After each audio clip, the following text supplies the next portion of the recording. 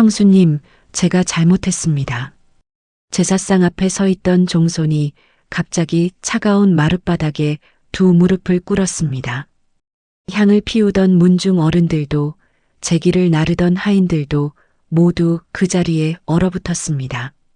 종손의 앞에는 비에 흠뻑 젖은 과부가 서 있었습니다. 불과 반 시즌 전까지만 해도 대문 안으로 한 발도 들이지 못하게 쫓아냈던 여인이었습니다. 그녀의 손에는 해진 보자기에 쌓인 낡은 족보 한 권이 들려 있었습니다.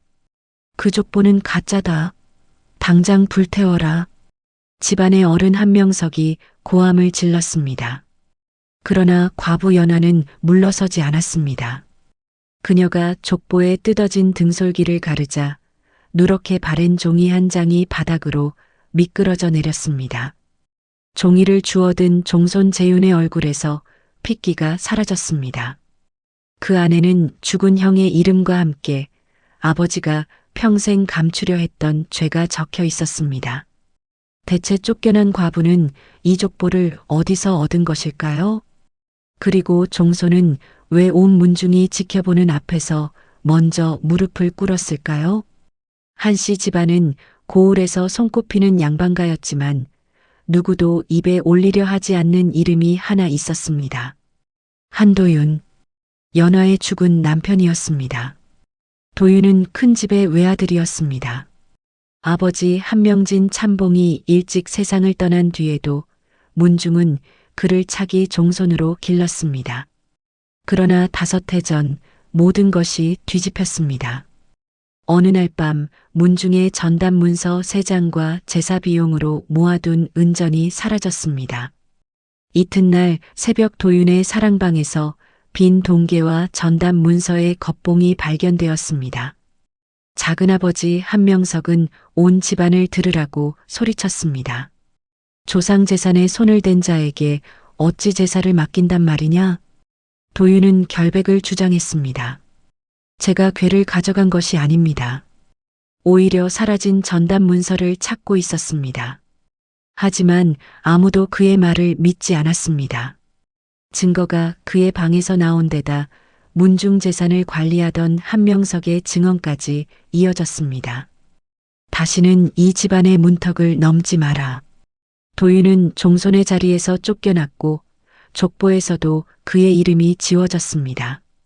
아내 연화 역시 죄인의 아내라는 손가락질을 받으며 함께 대문 밖으로 밀려났습니다. 그 뒤 작은 집 아들 재윤이 종손 자리에 올랐습니다. 두 사람은 산 아래 초가에서 품을 팔며 살았고 도윤은 몰래 누명을 벗길 증거를 찾았습니다. 서방님, 대체 무엇을 찾고 계신 겁니까? 연화가 여러 번 물었지만 도윤은 같은 말만 되풀이했습니다. 아직은 말할 수 없소. 당신까지 위험해질 수 있소. 그렇게 5해가 흐른 지난 겨울, 도윤은 장터에서 돌아오다 쓰러졌습니다. 며칠 동안 고열에 시달리던 그는 마지막 밤 장판 밑에서 해진 보자기 하나를 꺼냈습니다. 그 안에는 오래된 족보 한 권이 들어 있었습니다. 연화, 이것을 지켜주시오. 이 족보가 어찌 서방님께 있습니까? 도윤은 족보의 등솔기를 누르며 말했습니다.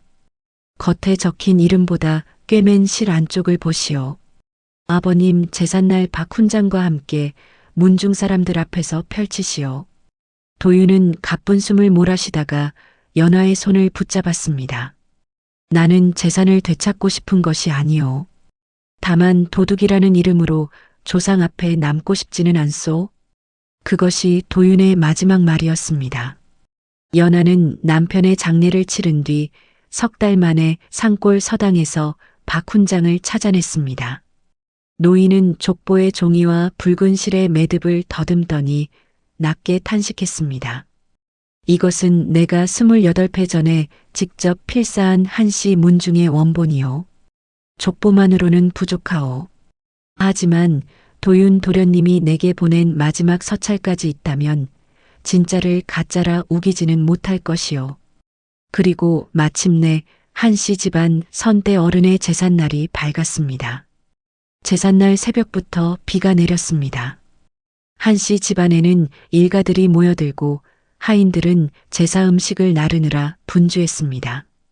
연하는 빗속에서 족보를 품에 안고 대문 앞에 섰습니다. 그 곁에는 지팡이를 짚은 박 훈장이 있었습니다. 문지기가 연하를 알아보고 얼굴을 찌푸렸습니다. 무슨 낯으로 이곳에 왔소? 오늘은 돌아가신 시아버님의 제삿날입니다. 그분의 외아들이던 제 남편의 이름으로 절 한번 올리겠습니다. 도둑의 아내가 감히 조상제사를 입에 올려? 문지기는 연하가 내민 재물 바구니를 밀쳐냈습니다. 정성껏 부친 정과 대추가 진흙물 위로 쏟아졌지만 연하는 말없이 하나씩 주워 담았습니다. 그때 안에서 나오던 종손 재윤이 연하를 발견했습니다. 재윤은 한순간 걸음을 멈췄지만 곧 굳은 얼굴로 말했습니다. 형수님, 오늘만은 돌아가 주십시오. 도련님께 드릴 말씀이 있습니다. 저는 이제 종손입니다. 형님 일로 또다시 문중을 어지럽힐 수는 없습니다. 연하는 재윤을 똑바로 바라보았습니다. 그래서 온 것입니다. 도련님이 어째서 종손이 되었는지 오늘 조상 앞에서 분명히 밝히려고요. 재윤의 눈빛이 흔들렸습니다. 그 순간 사랑채에서 한명석이 성큼성큼 걸어 나왔습니다. 저 여자를 당장 끌어내라. 남편 도윤의 작은아버지였습니다. 작은아버님, 마지막으로 한 말씀만 올리겠습니다. 나는 도둑의 아내를 며느리로 둔 적이 없다. 한명석은 연하의 품에 안긴 보자기를 보자 얼굴을 굳혔습니다. 그것이 무엇이냐? 작은아버님께서 누구보다 잘 아시는 물건입니다. 연하가 보자기에 매듭을 풀려 하자 한명석이 황급히 손을 뻗었습니다. 빼앗아라. 하인 둘이 달려들었습니다. 그때 박 훈장이 지팡이로 땅을 세게 내리쳤습니다. 문중의 원본 족보를 길바닥에서 빼앗고도 조상을 섬긴다 할 수 있겠소? 제사를 지내러 온 일가들이 하나둘 두 사람 주위로 모여들었습니다. 나이든 문중 어른 하나가 박 훈장을 알아보았습니다. 혹시 예전에 우리 집안 족보를 필사하던 박 선생 아니시오? 그렇소. 오늘은 내가 쓴 족보가 어찌 바뀌었는지 확인하러 왔소. 사람들 사이에서 낮은 술렁임이 번졌습니다. 한명석은 애써 태연한 얼굴을 지었습니다. 좋소. 그리 떳떳하다면 사당 앞에서 펼쳐보시오. 다만 가짜로 밝혀지면 문중을 능멸한 죄를 반드시 묻겠소. 연하는 젖은 재물 바구니를 내려놓았습니다. 그리하겠습니다. 연하는 쫓겨난 지 5해 만에 다시 대문을 넘었고 사람들은 죄인을 구경하듯 그 뒤를 따랐습니다. 제사상과 선대의 신주가 놓인 사당 앞에서 한명석은 문중 족보를 가져오게 했습니다. 말끔한 함에서 새 족보 한 권이 나왔습니다. 한명석이 먼저 그 책을 펼쳤습니다. 여기 똑똑히 적혀 있다. 큰 집의 대를 이을 사람은 한재윤이다. 도윤의 이름은 5해 전 문중의 결정으로 지워졌다. 재윤의 이름 옆에는 종손을 뜻하는 붉은 표시가 선명했습니다. 사람들의 시선이 연하에게 쏠렸습니다. 연하는 천천히 낡은 족보를 펼쳤습니다. 이것은 28회 전 처음 만든 원본입니다. 누렇게 바른 장을 넘기던 박 훈장은 큰 집의 계보에서 손을 멈췄습니다. 그곳에는 분명히 이렇게 적혀 있었습니다. 장자 명진의 외아들 도윤이 큰 집의 제사와 계통을 잇는다. 그 아래에는 문중 어른 7명의 수결이 남아 있었습니다. 박 훈장이 새 족보에 같은 자리를 살폈습니다. 종이가 이상하오. 그가 새 족보를 햇빛 쪽으로 기울였습니다. 재윤의 이름이 적힌 부분만 얇았습니다. 원래 글자를 긁어낸 뒤 새 이름을 더 썼소. 문중 어른들의 얼굴이 굳었습니다. 재윤이 이름을 더듬자 먹빛 아래로 칼끝에 긁힌 자국이 드러났습니다. 아버님, 이것이 어찌 된 일입니까? 낡은 책 한 권을 믿고 내 아비를 의심하겠다는 것이냐? 그는 연하의 족보를 가리켰습니다. 종이와 멍만 오래되게 만들면 그만이다. 수결 또한 얼마든지 흉내낼 수 있어. 사람들의 눈빛이 다시 흔들렸습니다. 관인이 없으면 원본임을 완전히 증명하기 어려웠습니다. 한명석은 그 틈을 놓치지 않았습니다. 게다가 도윤은 전담 문서를 훔쳐 달아난 자다. 그자가 가지고 있던 족보라면 더더욱 믿을 수 없다. 재윤이 낮게 물었습니다. 형수님, 큰아버님이 남긴 분재기는 어디 있습니까? 연하는 대답하지 못했습니다. 그녀에게 있는 것은 족보 한 권뿐이었습니다. 한명석의 입가에 희미한 미소가 번졌습니다. 보았느냐? 저 여자는 재산을 탐내 가짜 족보를 만들어 온 것이다. 족보를 빼앗고 저 여자를 대문 밖으로 끌어내라. 하인들이 연하에게 다가갔습니다. 그러나 연하는 물러서는 대신 족보의 붉은 등솔기를 움켜쥐었습니다. 남편의 마지막 말이 떠올랐습니다. 겉에 적힌 이름보다 꿰맨 실 안쪽을 보시오. 연하가 바라보자 박 훈장이 고개를 끄덕였습니다. 아직 끝나지 않았소. 박 훈장은 도윤의 서찰을 꺼냈습니다. 붉은 실의 세 번째 매듭안에 아버님께서 숨긴 봉서가 있다고 적혀 있소. 박 훈장은 품에서 작은 칼을 꺼냈습니다. 그는 족보의 등솔기를 조심스럽게 갈랐습니다. 붉은 실 사이에서 가늘게 접힌 종이 한 장이 미끄러져 나왔습니다. 그 순간 한명석의 얼굴이 하얗게 질렸습니다. 안 된다. 그가 몸을 날려 종이를 빼앗으려 했습니다. 하지만 재윤이 먼저 종이를 집어들었습니다. 접힌 종이는 도윤의 아버지 한명진 참봉이 남긴 봉서였습니다. 아래에는 문중의 사인과 당시 현감의 관인이 찍혀 있었습니다. 재윤은 떨리는 목소리로 글을 읽기 시작했습니다. 내 외아들 도윤이 큰 집의 제사와 살림을 잇는 뜻을 훗날 누구도 거스르지 못하게 한다. 사당안이 고요해졌지만 글은 거기서 끝나지 않았습니다.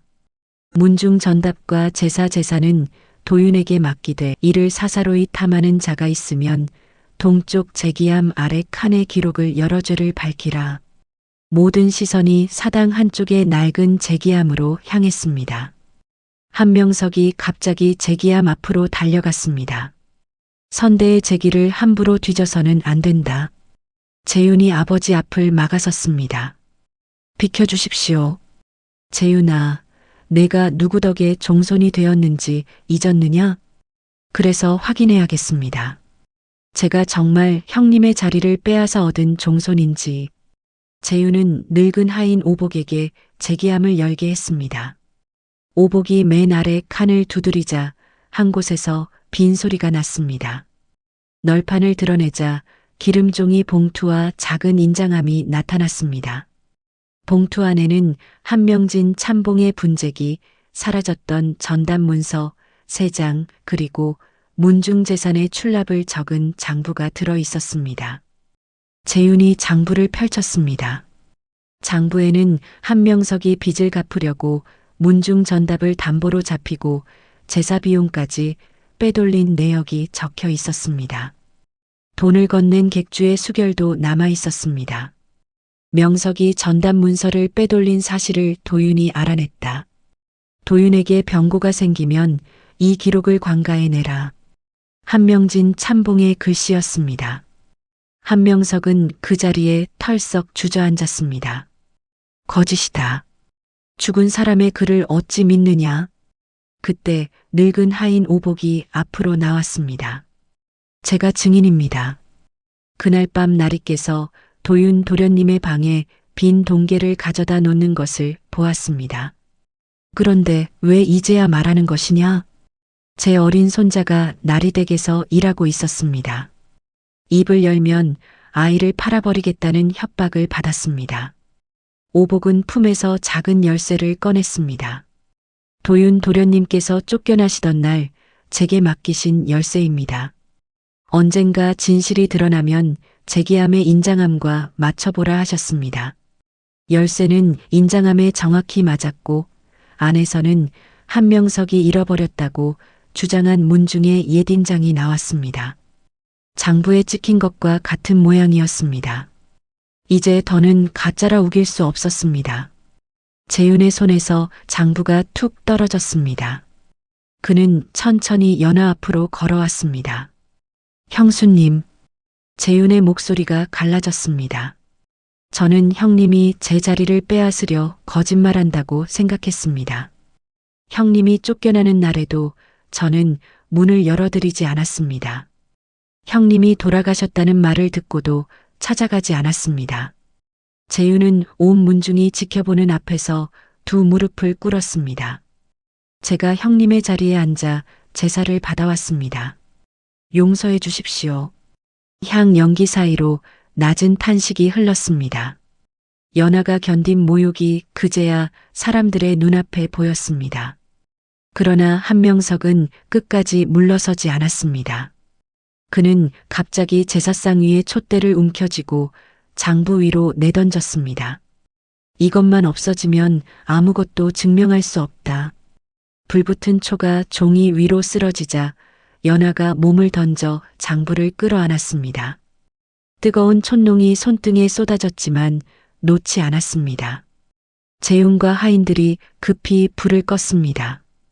오복은 달아나려는 한명석의 앞을 막았습니다. 문중 어른들이 차갑게 말했습니다. 이제 관가에서 남은 말을 하시오. 제사는 중단되었고 한명석은 관가에 넘겨졌습니다. 객주의 장부와 수결까지 대조하자 그가 전답을 담보로 잡히고 도윤의 방에 빈 동계를 숨긴 사실이 드러났습니다. 도윤이 가지고 달아났다고 알려진 전답 문서는 사실 한명진 참봉이 증거로 감춰둔 것이었습니다. 도윤은 오복의 손자가 해를 입을까 섣불리 나서지 못했고 집에서 가져간 것은 전답 문서가 아니라 바꿔치기 전에 원본 족보뿐이었습니다. 사건이 정리된 뒤 문중 어른들은 연하를 사랑채로 불렀습니다. 그 앞에는 되찾은 전답 문서와 종손의 인장이 놓여 있었습니다. 가장 나이 많은 어른이 말했습니다. 도윤은 정식으로 큰 집의 뒤를 이은 아들이었소. 그러니 그 재산과 살림을 가장 먼저 돌려받을 사람은 그 아내인 연하, 바로 그대여. 재윤도 종손의 인장을 연하 앞으로 밀어놓았습니다. 형수님이 원하신다면 형님의 뒤를 이을 사람을 문중에서 다시 세우겠습니다. 저는 오늘이라도 이 자리에서 내려오겠습니다. 연하는 한동안 인장을 바라보았습니다.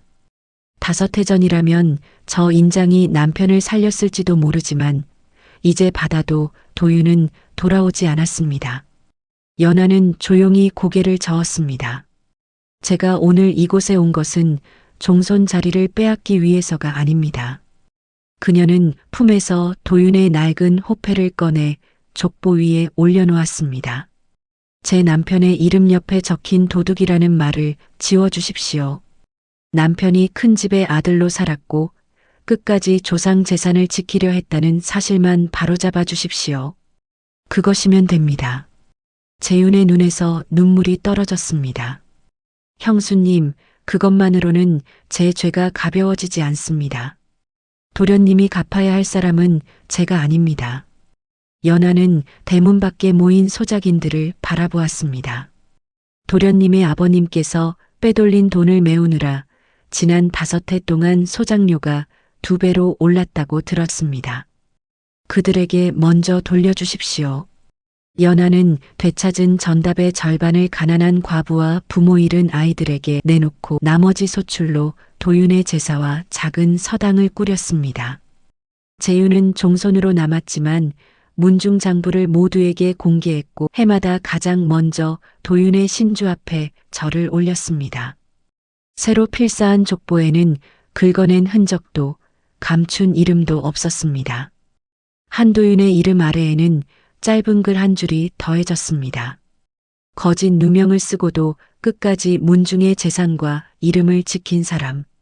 연하는 그 문장을 오래 바라보다 소리 없이 울었습니다.